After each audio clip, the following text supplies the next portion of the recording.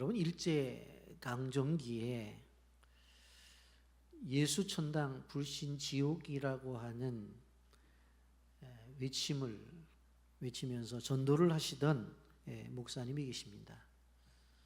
우리가 잘 아는 최건능 목사님이십니다. 그런데 이 예수 천당 불신 지옥이라고 하는 이 단순한 이 말이 기독교 복음의 핵심 내용을 가장 간결하게 표현한 것이라고 말씀을 드릴 수 있습니다. 여러분, 예수 할 때 예수는 예수 그리스도를 믿고 따르는 사람을 이야기하는 거고, 천당은 하나님의 나라에 들어가 영원한 생명을 얻는다. 그러니까 예수님을 믿으면 하나님 나라에 들어가게 되는 영원한 생명을 얻는다는 그런 이야기입니다. 불신 지옥은 불신, 예수 그리스도를 믿지 않는 사람들은 지옥에 가서 영원한 형벌을 받는다는 그런 이야기입니다. 그러니까 예수 천당 불신 지옥이라고 하는 단순한 이 말 속에 믿음과 불신에 대한 결과까지 다 이야기를 해줘요.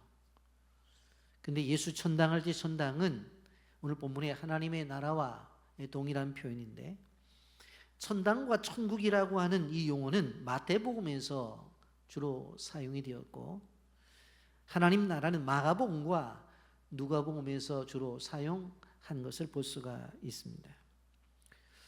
근데 우리가 이 하나님의 나라라고 하는 이 말을 생각해 볼 때에, 이 하나님의 나라는 현재적 나라와 미래적 나라가 동시에 우리에게 있다고 하는 것을 우리는 기억해야 됩니다. 여러분, 그렇다고 한다면 하나님의 나라가 현재적으로 우리에게 있다고 하는 것은 무슨 뜻을 이야기합니까? 예수 그리스도를 믿고 따르는 사람들의 삶 속에 이미 하나님의 나라가 이미 시작되었다는 이야기입니다. 이런 분들은 성령의 역사로 변화된 삶을 살고 하나님의 사랑과 정의와 기쁨을 지금 누리고 살아가고 있어요. 그리고 하나님과의 관계가 회복이 되어지고 이웃과 자신과의 화해가 이루어지는 삶이에요. 제가 새벽기도 때 십자가에 대한 이야기를 하면서 회복 속에 있는 십자가를 우리는 기억해야 된다고 말씀을 드렸습니다. 바로 하나님과 나와의 관계의 수직적인 회복, 그 회복과 이웃과의 수평적인 회복, 이것이 바로 뭐예요? 십자가라는 거예요. 그러니까 회복이라고 하는 관점 속에서 보게 되어지면 그 속에 십자가가 바로 있다고 하는 것을 우리는 보게 되어집니다. 그러면 현재적 하나님의 나라가 그렇다면 미래적 하나님의 나라는 무엇을 이야기하는가? 예수 그리스도의 재림을 통해서 완성될 미래의 완전한 통치를 이야기하는 것입니다. 우리가 죽고 그 다음에 들어갈 영원한 안식처를 이야기하면서 이제 하나님과 영원히 살 그 나라를 이야기하는 것이에요. 그러니까 이렇게 예수 천당과 불신 지옥이라고 하는 메시지는 가벼운 내용이라 무시될 내용이 아니라고 하는 것입니다. 그 안에 복음의 핵심을 담고 있습니다. 그러므로 하나님의 나라는 현재적인 측면과 미래적인 측면이 동시에 존재하기 때문에 우리는 지금도 하나님의 나라가 우리 안에서 이루어짐을 믿고 내 주변에서 이루어지고 있다는 사실을 믿으면서 우리는 신앙생활을 해야 되는 것입니다. 이 하나님의 나라에 대한 이야기를 하면서 바로 예수님이 두 가지의 비유를 들어서 설명을 했습니다. 18절 말씀에 보면 그러므로 예수께서 이르시되 하나님의 나라가 무엇과 같을까? 내가 무엇으로 비교할까? 그러면서 겨자씨와 누룩으로 비유를 하셨습니다. 이 겨자씨와 누룩이 어떤 특성이 있길래, 아니 하나님 나라와 무엇이 비슷하길래 어떻게 비유하셨을까? 오늘 생각을 해보면서 오늘 하나님의 나라를 현재적으로 경험하는 하나님의 축복을 받기를 원하는 것입니다. 이런 겨자씨의 비유를 한번 생각을 해보세요. 19절에 마치 사람이 자기 채소밭에 갖다 심은 겨자씨 하나를 같으니 자라 나무가 되어 공중의 새들이 그 가지에 깃들었느니라. 이 비유의 강조점은 무엇입니까? 아주 작은 겨자씨, 눈에도 잘 보이지 않는 겨자씨, 이 작은 겨자씨 하나이지만 이게 밭에 심기워졌을 때 큰 나무가 되고 새들이 와서 바로 깃들게 된다고 하는 것입니다. 이것은 하나님의 나라의 능력이 얼마나 강력한지, 이 세상 속에서 얼마나 확장력이 있는지에 대해서 광범위하게 설명하고 있는 내용이라고 볼 수가 있습니다. 여러분, 겨자씨는 눈에도 보이지도 않아요. 그래서 우리가 겨자씨를 앞에 놓고 해서 부르면 날아가는 것이 아니라 그래도 날아가요. 콧바람으로도 날아갈 수 있는 게 겨자씨. 그래서 성지순례를 하고 오시는 목사님들이 겨자씨 선물을 주게 되어질 때 이게 잡혀지질 않아서 어떡합니까? 스카치 탭에 붙여가지고 하얀 종이에 이게 겨자씨라고 이렇게 선물을 해줍니다. 그렇게 작은 씨앗이. 여러분, 그런데 하나님의 나라가 그런 작은 것으로 시작해서 큰 나무가 되듯이 그렇게 되어진다고 하는 것입니다.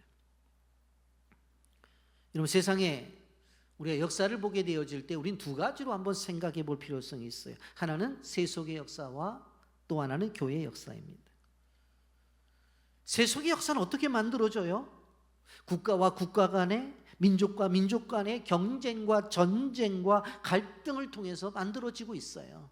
그래서 침공해서 빼앗고 또 안 빼앗기려고 또 군사를 일으키고 서로 간에 어떠한 이 전쟁 속에서 요즘은 경제적인 전쟁까지 이르면서 끊임없이 만들어내는 것을 볼 수가 있습니다. 그래서 세상 나라의 역사를 보게 되어지면 늘 등장하는 것이 군대입니다. 그리고 또 그 나라가 얼마나 기술적으로 앞서가느냐, 그것을 또 이야기를 하죠. 그리고 그 나라가 얼마나 지식적으로 많은 것들을 알고 있느냐, 그것을 이야기하죠. 그리고 그 나라가 얼마나 돈이 많으냐, 그걸 이야기해요. 그래서 세상의 역사 속에서 바라보게 되어지면 그것을 움직이는 것들이 무엇입니까? 바로 군대든지 문명이든지 지식이든지 아니면 경제든지 이러한 것을 바탕으로 해서 움직이는 나라가 세상의 나라입니다. 그런데 하나님의 나라인 교회 역사는 어떻습니까? 2000년 전 예수님께서 갈릴리에서 12제자를 데리고 시작을 했어요. 오순절날 120명이 마가의 다락방에서 기도하면서 시작했어요. 생각해보면 아주 미약하게 시작이 되었습니다. 그런데 그 생명력이 어때요? 지금 우리가 한번 생각을 해보세요. 그 당시에 기독교를 핍박했던 로마 제국은 사라져버렸지만 하나님의 교회는 온 세계로 확장되었어요. 지금은 교회가 없는 나라가 세상에 없잖아요. 복음의 시작은 어찌 보면 겨자씨 하나같이 아주 작게 시작이 되었습니다. 그러나 점점 커져서 큰 나무가 되었습니다. 우리 오늘 한번 서양 역사를 한번 생각해 보세요. 사도 바울이 복음을 전하려고 아시아로 가려고 했을 때에 마케도니아의 환상을 보고 이제 유럽으로 가게 되어집니다. 선교의 방향이 바뀌어졌어요. 그래서 첫 번째 간성이 빌립보 성입니다. 근데 그것을 바꾼 분이 누구예요? 하나님이시죠. 사도행전 16장 9절부터 10절에 보면 밤에 환상이 바울에게 보이니 마게도냐 사람 하나가 서서 그에게 청하 이르되 마게도냐로 건너와서 우리를 도우라거늘. 바울이 그 환상을 보았을 때 곧 마게도냐로 떠나기를 힘쓰니 이는 하나님이 저 사람들에게 복음을 전하라고 우리를 부르신 줄을 인정함이로라. 보니까 세상의 역사의 중심에도 누가 계신 거예요? 하나님이 계신 거예요. 사도 바울은 아시아로 가겠다고 그랬어요. 그랬더니 하나님이 마게도니아 환상을 보여주셔서 건너와서 우리를 도우라고 해서 어디로 간 거예요? 마게도니아로 간 거예요. 유럽으로 가게 된 거예요. 이런 한국 역사의 전환점은 언제 시작이 되었습니까? 조선 말기에 선교사님들이 이 땅에 들어오면서 시작이 되어진 거예요. 토마스 선교사가 1866년 제너럴 셔먼호를 타고 평양에 들어오다가 대동강변에서 순교를 당하지요. 순교를 당할 때 그는 자기 품에 있던 성경을 집어 던졌어요. 1885년 부활절 아침에 언더우드와 아펜젤러가 우리가 살고 있는 인천 제물포 땅에 도착을 하잖아요. 그들이 이 땅에 들어와서 제일 먼저 한 것이 무엇입니까? 종교적인 차원을 뛰어넘어서 학교를 세웠어요. 병원을 세웠어요. 그리고 우리 땅에 있는 잘못된 문화를 바꾸었잖아요. 정치, 경제, 사회 모든 분야 속에서 변화가 된 거예요. 그래서 학교를 세워서 교육을 세워나갔고 병원을 세워서 의료를 바꿔나갔습니다. 정치, 경제, 사회, 대표적인 일들이 어떻게 되었어요? 기독교 문화로 바뀌어졌잖아요. 여러분, 그런데 이것은 우리가 기억해야 될 것이 그러면 나라 민족 속에서만 이렇게 되느냐? 아니에요. 개인의 역사 속에서도 동일하게 진행되어져요. 여러분의 인생 속에서 인생이 확실하게 변화된 것이 언제라고 생각하세요? 예수님을 인격적으로 만날 때 그때부터 사람이 바뀌어지는 거예요. 만약에 지금까지 주님을 그냥 교회는 다녔는데 잘 믿지를 못했는데 오늘 예배를 드리면서 주님을 깊이 만난다고 한다면 오늘 이후에 여러분의 인생은 엄청나게 변화가 될 것입니다.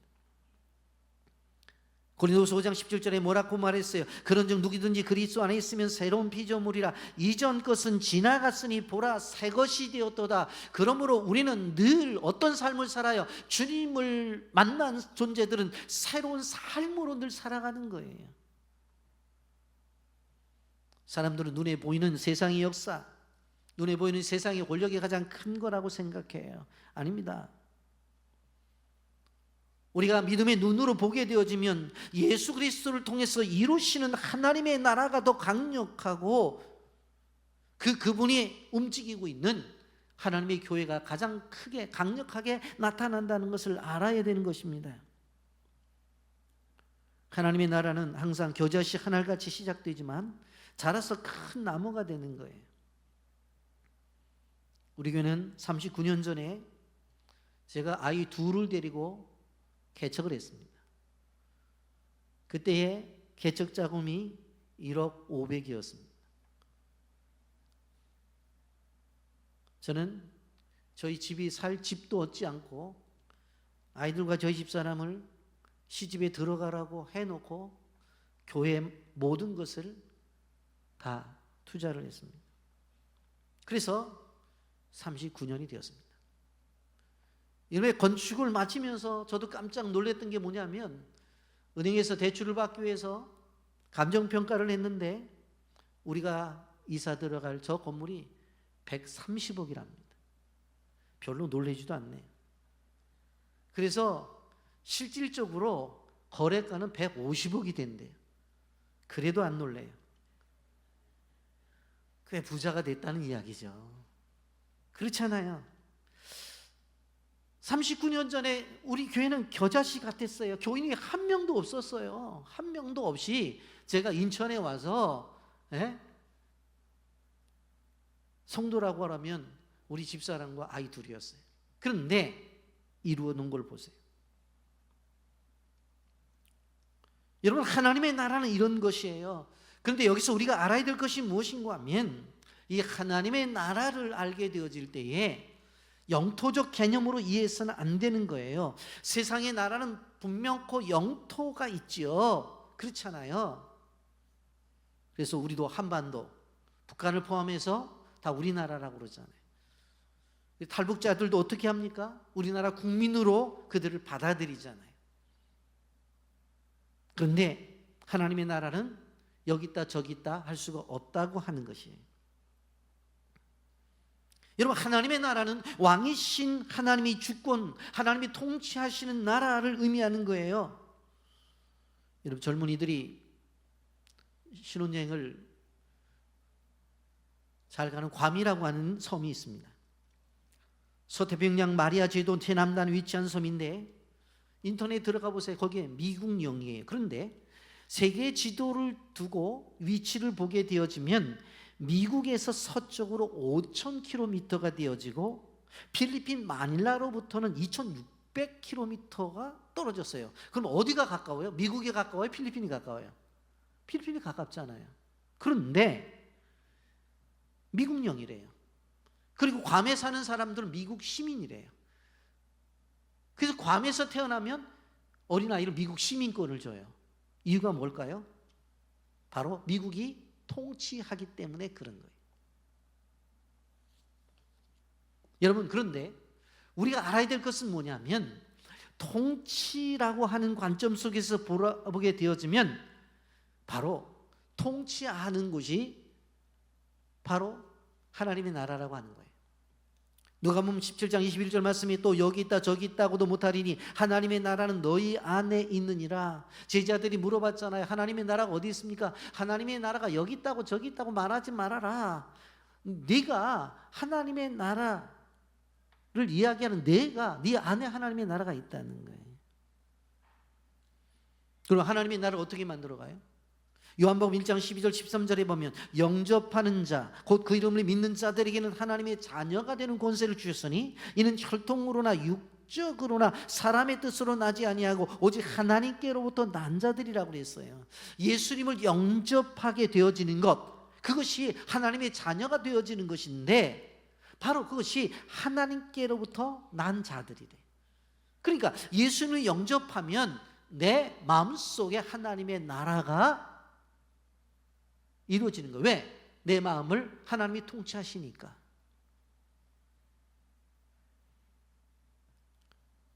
그런데 오늘 예수님께서 겨자씨의 비유를 통해서 하나님의 나라를 설명해 줬잖아요. 왜? 수많은 것들 가운데서 이 겨자씨를 통해서 하나님의 나라를 설명해 줬을까? 한 세 가지로 설명을 합니다. 첫째로, 겨자씨 속에 생명이 있듯이 하나님 나라에는 생명력이 있다는 거예요. 생명력에 대한 얘기를 하는 거예요. 겨자씨는 아무리 작은 씨라도 씨로서의 생명력이 있어요. 밭에 심겨졌을 때 싹이 나서 나무가 되어져요. 여러분, 세상에 씨보다 신비로운 것이 없어요. 요즘 이제 가을이 되어서 배도 먹고 사과도 먹고 이제 감도 먹는데 그 먹으면 그 안에 뭐가 나와요? 씨가 나온단 말이에요. 그런데 여러분 아셔야 될 것이 그 씨를 가만히 보면서 믿음의 사람들은 그 안에서 뭘 봐야 되냐면 이것이 자라나서 새싹이 돋아나는구나. 새싹을 봐야 되고 자라나면 꽃이 피는구나. 꽃을 봐야 되고 그것이 자라나서 열매를 맺는가? 열매를 봐야 되는 거예요. 과일 먹다가 씨씨 피니까 아유 쓰다 그랬고 기분 나빠할 게 아니라 그 씨 속에 있는 뭘 봐요? 생명을 봐야 되는 거예요. 생명을. 새싹이 돋아나고 자라나서 나중에 가지를 피고 거기서 복사꽃이 피고 거기에서 사과꽃이 피고 백꽃이 피고 얼마나 아름다워요. 그리고 열매가 주렁주렁 열매를 맺은 것을 그 씨에서 봐야 돼. 또 집에 가서 보고서 안 보인다고 저한테 전화하지 마시고 그 속에 그게 다 담겨져 있어요. 여러분, 우리는 세상에서 똑같이 묻히지만 파종과 매장은 다르다는 걸 알아야 돼요. 파종은 산 것을 심어서 생명을 싹 트는 것이 파종이에요. 그런데 매장은 무엇입니까? 죽은 것을 심어서 썩게 만드는 것이 바로 매장입니다. 여러분, 하나님의 나라는 어떤 나라냐면은 바로 파종을 하는 나라예요. 파종을 하는 나라예요. 우리가 입양을 해서 사역을 하잖아요. 빌란, 바디, 순다, 끄롱, 부롱 종족을 향해서 사역을 하는데 그곳에 가서 우리가 씨앗을 뿌렸을 때 어떻게 되어져요? 그곳에서 싹이 나오잖아요. 그리고 나중에는 어떻게 되어집니까? 열매를 맺혀져서 구원받는 백성들이 나타나고 그리고 하나님의 교회도 세워지잖아요. 바로 이것이 무엇입니까? 복음이 가지고 있는 생명력이라고 하는 거예요. 요한복음 10장 10절에 뭐라고 말합니까? 도둑이 오는 것은 도둑질하고 죽이고 멸망시키려는 것뿐이요 내가 온 것은 양으로 생명을 얻게 하고 더 풍성히 얻게 하려 하는 것이라. 우리 주님이 이 땅에 오신 것은 왜 오셨어요? 생명을 주시기 위해서 오셨다고 하는 것입니다. 우리가 장례식장에 가보면 그런 말을 해요. 오늘 화장해요? 매장해요? 그런 말들을 장례식장에서 하게 됩니다. 뭐 화장을 한다고 그러면 화장장으로 가고 매장을 한다면 또 매장터에 준비된 데 가서 매장을 하잖아요. 근데 여러분 우리는 기억해야 돼요. 우리 그리스도인들은 세상의 사람들은 화장이냐 매장이냐라고 하는 표현을 쓰지만 우리는 어떤 존재냐면 우리는 사실 죽은 시신도 파종의 순서를 밟고 있다는 것을 알아야 돼요. 여러분 그것은 제 얘기가 아닙니다. 요한복음 11장 25절 26절 보세요. 예수께서 이르시되 나는 부활이요 생명이니 나를 믿는 자는 죽어도 살겠고 무릇 살아서 나를 믿는 자는 영원히 죽지 아니하리니 이것을 내가 믿느냐. 우리가 죽었어요. 땅속에 묻혔어요. 그런데 때가 되면 어떻게 된다고 그랬어요? 예수님께서 이 땅에 오시면 부활의 몸으로 다시 일어난다고 그렇게 말씀했어요. 그러니까 우리는 부활의 몸으로 일어날 새 생명의 존재이기 때문에 우리는 무엇을 생각해 봐야 돼요? 우리는 매장된 존재가 아니라 부활을 위해서 파종된 존재예요. 아멘. 살아있는 존재. 살아있는 존재. 에스겔 말씀을 보세요. 이리저리 흩어졌던 뼈들이 다 붙잖아요. 말씀에 의해서. 거기다 생명을 집어넣으니까 어떻게 되죠? 움직이고서 군대가 되잖아요. 우리는 그런 존재예요. 그런 존재예요. 그렇기 때문에 아주 작은 연약한 씨앗이지만 그 씨앗이 생명을 갖고 있다고 하는 것을 가르치기 위해서 오늘 겨자씨에 대한 비유를 하신 거예요. 두 번째, 겨자씨는 작지만 빠르고 크게 성장을 합니다. 여러분 하나님의 나라는 미약하게 시작되어지지만 아주 빠르게 크게 성장한다는 것을 볼 수가 있어요. 하나님의 나라의 성장은 그 어떠한 존재도 막을 수 없어요. 군사의 힘을 갖고도 안 돼요. 정치적인 권력을 갖고도 안 된다고요. 오히려 핍박은 복음을 더 널리 전파하게 만들어요. 사도행전에 보십시오. 스데반의 핍박을 인해서 예루살렘 안에서 핍박이 이루어졌는데 그 복음은 멀리 멀리 사마리아를 지나서 이방 땅까지 복음이 전해졌어요. 로마의 제국의 힘으로도 교회의 힘을 막을 수가 없었습니다. 터틀리니안이라고 하는 교부는 이렇게 말했어요. 순교자의 피는 교회 성장의 씨앗이다. 그렇게 표현했어요. 교회는 하나님 앞에 헌신한 사람들이 헌신한 만큼 크는 거예요. 저나 여러분이 하나님의 교회 앞에서 얼마나 헌신하느냐에 따라서 그 교회는 성장되고 성숙하는 거예요. 한국교회도 예외는 아닙니다. 그럼 역사적으로 보면 일제시대와 6.25 전쟁을 통해서 한국교회의 개신교 교도들이 3만 명이 순교를 당했습니다. 그 결과 세계 어느 교회보다도 한국교회는 크게 성장을 했어요. 여러분, 그렇기 때문에 하나님께서 우리에게 주신 이 아주 작지만 연약하지만 큰 성장을 이룬다는 거예요. 전도의 역사도 보세요. 고린도전서 1장 21절에 하나님이 지혜 있는 자에게는 이 세상이 자기 지혜로 하나님을 알지 못하므로 하나님께서 전도에 미련한 것으로 믿는 자들을 구원하시기를 기뻐하셨도다. 전도에 미련한 것이라는 표현이 나와요. 무슨 얘기입니까? 전도가 미련해 보이지만 하나님은 그 방법을 통해서 구원하신다는 거예요. 한마디로 말하면 말을 잘한다고 해서 전도를 잘하고 또 많이 지식을 가졌다고 해서 전도를 잘하는 것이 아니라는 이야기예요. 고린도전서 2장 4절 5절 보세요. 내 말과 내 전도함이 설득력 있는 지혜의 말로 하지 아니하고 다만 성령의 나타나심과 능력으로 하여 너희 믿음의 사람의 지혜 있지 아니하고 다만 하나님의 능력이 있게 하려 함이라 그랬어요. 누가 전도를 잘하냐고요? 말 잘한다고? 아니래요. 지식이 많다고요? 아니래요. 말을 좀 잘 못하더라도, 지식은 좀 부족해도 기도도 많이 하고 성령이 충만한 사람이 전도를 많이 한대요. 여러분, 그래서 아주 조그마한 겨자씨를 이야기하면서 하나님의 나라의 확장에 대한 설명을 해주기 위해서 이렇게 겨자씨로 설명을 하신 것입니다. 세 번째로, 하나님의 나라가 주는 혜택을 설명하기 위해서 그렇습니다.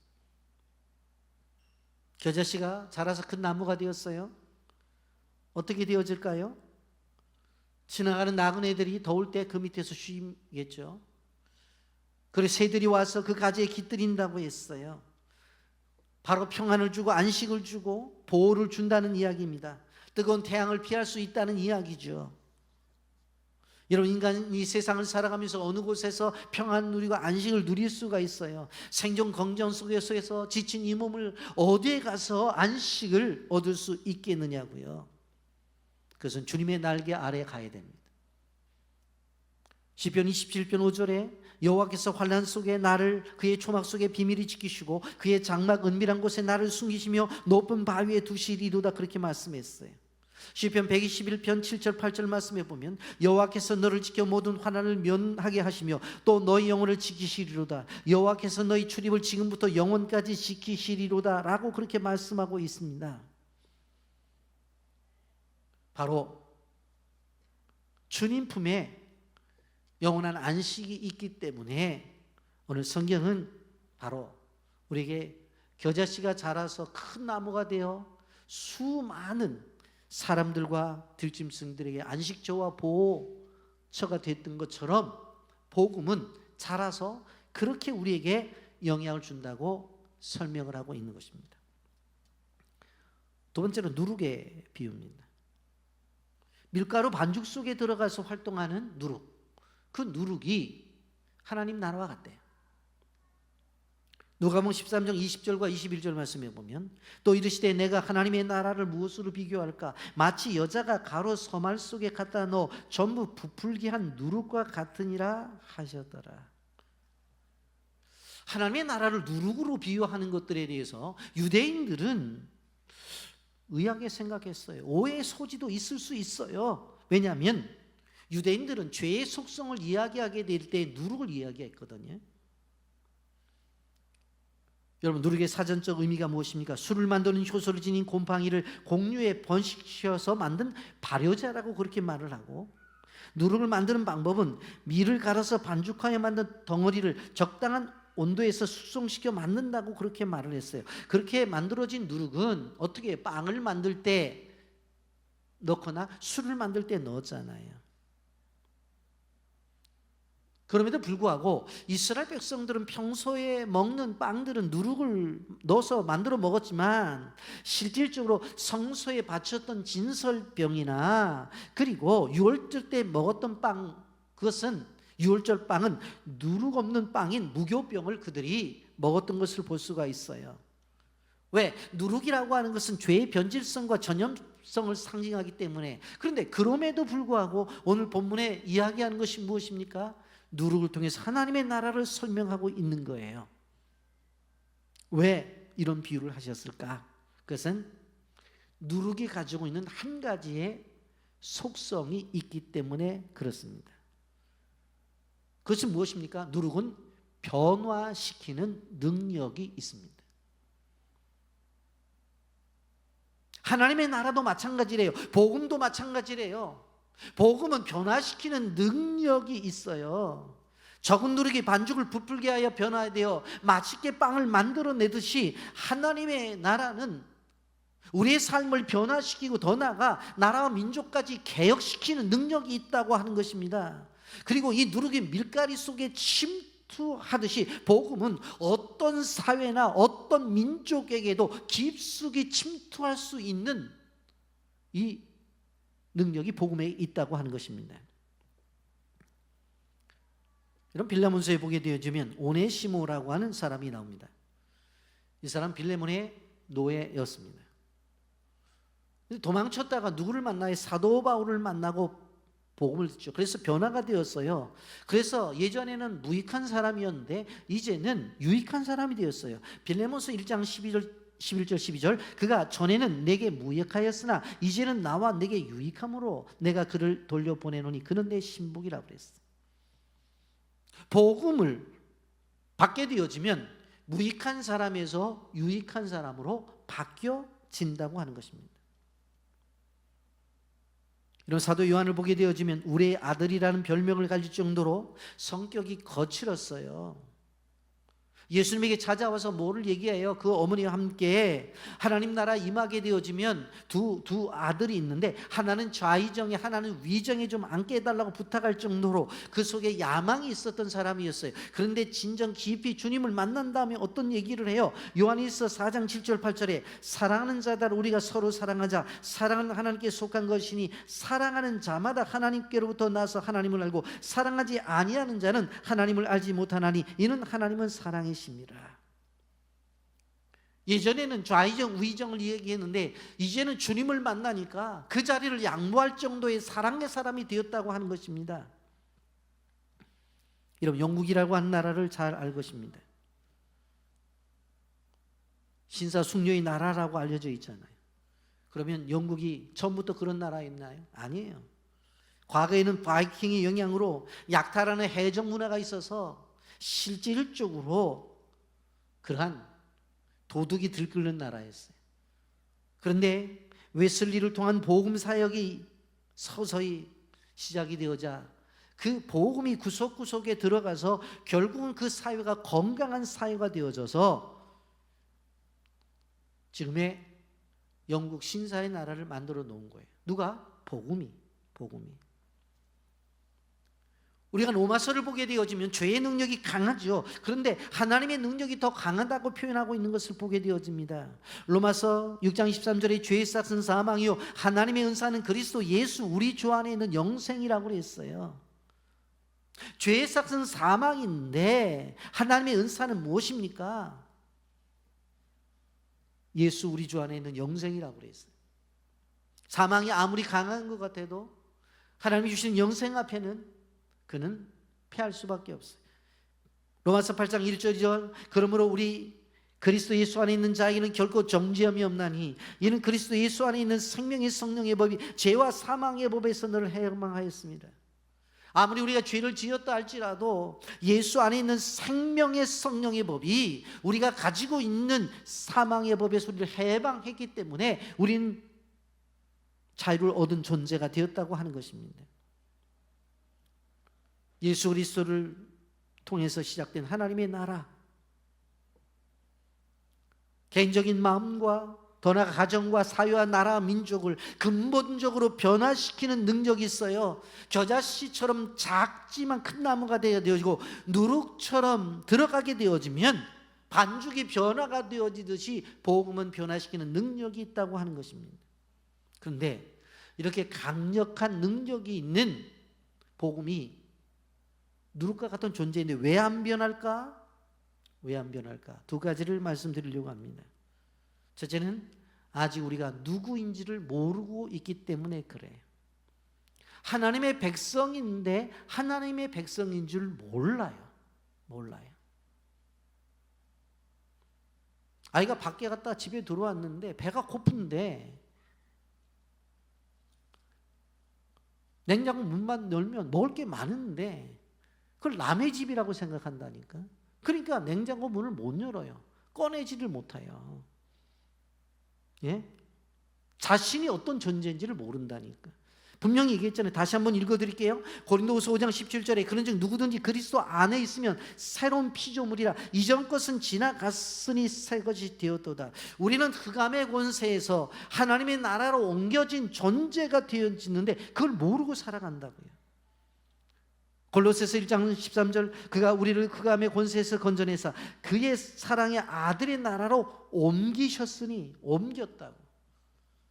그러니까 우리는 그런 영향력이 있는 존재예요. 그래서 나를 통해서 그만큼 사회를 변화시킬 수 있다는 믿음을 가져야 되는데, 나 같은 사람이, 나 같은 부족한 인간이 그렇게 자꾸 얘기한다. 두 번째로, 왜 그 능력이 나타나지 않아요? 하나님의 말씀에 순종하지 않았기 때문에. 여러분, 복음이 우리에게 찾아왔을 때 그 복음이 능력으로 나타나기 위해서는 어디까지 가야 돼요? 변화가 있어야 되는 거예요. 변화가 있어야 돼요. 근데 순종이 왜 힘들어요? 훈련이 없기 때문에 그래요. 여러분, 우리가 그리스도인이 되었다고 해서 저절로 변화가 되어지는 것은 아니에요. 신부는 변화가 되었지만 그리스도인의 삶을 살아나려면 훈련이 필요하다는 것을 알아야 돼요. 세상에도 훈련을 통해서 사람을 성숙시키잖아요. 공부도 훈련시키잖아요. 육체도 훈련받기 위해서 체육관에 가잖아요. 예? 우리는 그렇게 살아가는 존재예요.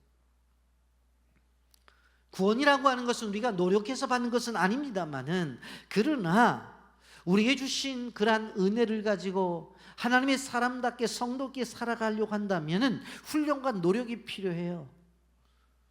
우리가 신앙생활하면서 기본적인 훈련이 필요한데 어떤 훈련이 필요할까요? 예배 훈련이 필요하죠. 기도 훈련이 필요하죠. 선교 훈련이 필요하죠. 말씀 훈련, 묵상 훈련이 필요하죠. 섬김 훈련이 필요하죠. 수많은 이러한 훈련들을 통해서 그것을 받고 실천하게 되어질 때에 우리의 삶 속에서 실질적으로 하나님의 나라가 세워져 간다고 하는 것입니다. 여러분, 2000년 전 우리 주님이 십자가에 죽으시고 부활하셔 오순절 성령 강림으로 시작된 하나님의 나라는 이 겨자씨처럼 미약했지만 큰 나무가 되었습니다. 그리고 왕성한 나무가 되었어요. 그 복음은 누룩처럼 사회의 각 분야의 침투에서 근본적인 변화를 일으킨 것을 바라볼 수가 있습니다. 한마디로 말하면 예수님 안에서 새로운 피조물이 되었다고 하는 것입니다. 말씀을 정리합니다. 하나님의 나라는 이미 예수 그리스도가 이 땅에 오심으로 시작이 되었습니다. 여러분, 죽어서 천국 가는 것이 얼마나 아름다운 일이에요. 그러나 우리가 기억해야 될 것은 겨자씨와 같이 작은 존재고 누룩과 같은 연약한 존재임에도 불구하고 우리는 이 땅 위에서 하나님의 나라를 세워나갈 수 있다고 하는 것, 그것을 체험하는 것이 얼마나 소중한 일인지 몰라요. 그래서 우리는 오늘 말씀을 통해서 이렇게 기억하면서 소명을 가지고 나가야 됩니다. 하나님의 나라를 현재적으로 경험하자. 하나님의 나라의 현재성은 실제입니다. 오늘 이룰 수 있고 끊임없이 하나님의 나라를 만들어가는 거예요. 하나님의 나라를 현재적으로 우리가 누리고 간다는 것은 절대적으로 만들어낸 상상적인 이야기가 아니에요. 오늘 예배를 드리는 이 순간에 내 마음이 하나님의 나라가 되고 내 주변에 있는 사람들을 함께 하나님의 나라를 만들어갈 수 있다고 하는 것입니다. 하나님의 나라를 현재적으로 경험하라면 모호하게 생각하는 분들이 계셔요. 그렇게 생각하지 마세요. 우리는 죽어서 가는 천국을 사모하죠. 그러나 그 천국도 사모하지만 오늘을 살아가면서 우리가 살아가는 삶의 현장을 천국으로 만들어 확장시켜서 그것을 누리며 살아가야 되는 거예요. 그래서 이러한 것들이 오늘 예배를 드리는 우리를 통해서, 우리 빛의 교회를 통해서, 하나님 우리 가정을 통해서 겨자씨의 사명을 감당하게 하옵소서, 누룩의 사명을 감당하게 하옵소서. 그런 아름다운 일과 그런 확장이 있어야 됩니다. 나는 죽어서 천국 가는 거 마찬가지로 알지만 그러나 나는 현재적 하나님의 나라를 만들어 가기를 원합니다. 하나님 나에게 사명을 주셨습니다. 오늘 겨자씨처럼 누룩처럼 영향력 있는 그러한 사명자가 되기를 원합니다. 이건 위대한 일입니다. 아주 자그마한 겨자씨지만 위대한 일을 하는 거예요. 아주 저그만 일한 누룩이지만 위대한 일을 해요. 여러분, 저는 여러분에게 도전을 합니다. 이 위대한 일에 여러분의 인생을 던지십시오. 그리고는 겨자씨처럼, 그리고 누룩처럼 하나님의 나라를 세워나가 하나님의 나라를 체험하십시오. 그런 사람들이 미래에 하나님 나라에 갈 수 있는 것이지, 현재적으로 하나님의 나라를 경험 못한 사람이 죽어서만 간다고요? 성경은 그렇게 말하지 않습니다. 지금 이 땅에 여러분의 가정과 학교와 일터와 여러분의 삶의 현장 속에서 적은 겨자씨처럼 누룩처럼 사명을 감당하게 되어질 때 여러분을 통해서 하나님의 나라가 이루어진다는 사실을 꼭 기억하면서 이 사명을 감당하시는 믿음의 종들이 되기를 예수님의 이름으로 축복합니다. 아멘.